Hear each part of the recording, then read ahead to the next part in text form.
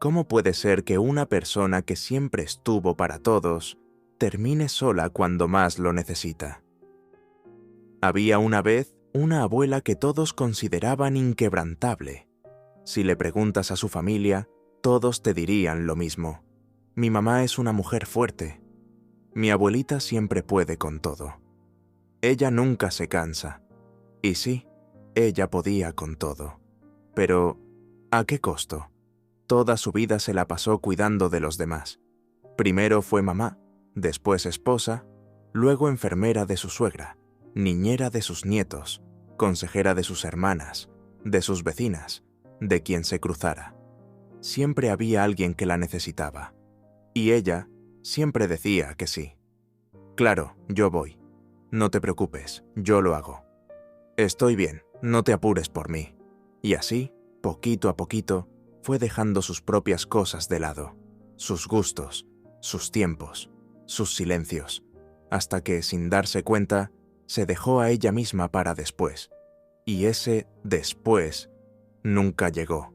Un día, mientras preparaba el almuerzo para su hija que iba a pasar por la casa, se sintió rara, como mareada. Intentó sentarse, pero ya no alcanzó. Se desmayó ahí mismo, en la cocina. Vivía sola desde hacía años, y aunque nunca le faltaban mensajes, lo que sí le faltaba era alguien que preguntara cómo estaba ella. Cuando despertó en el hospital, lo primero que vio fue el techo blanco, el suero colgando y el teléfono vibrando sin parar. Mensajes, llamadas, todos queriendo algo de ella y nadie preguntando cómo estaba. Una doctora joven se le acercó y le dijo: «Doña Clara, no tiene nada grave. Lo que usted tiene es puro agotamiento». Clara, con la voz apenas, contestó: «Estoy bien, ya me ha pasado antes». La doctora la miró serio. «No, señora, estar acostumbrada a sentirse mal no es lo mismo que estar bien». Esa frase le cayó como balde de agua fría, porque era cierta. Clara llevaba años sobreviviendo, pero vivir hacía mucho que no vivía. Cuando volvió a su casa, no puso la mesa, no hizo café, no barrió.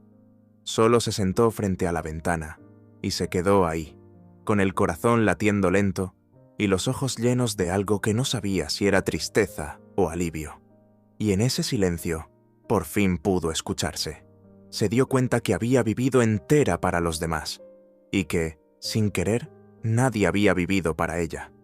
Porque cuando uno nunca se pone primero, los demás tampoco lo hacen. Ese día algo cambió. Clara empezó a decir que no, sin dar explicaciones. A veces apagaba el celular por la tarde, salía a caminar sola, se compraba un panecito que le gustaba y se lo comía sin culpa.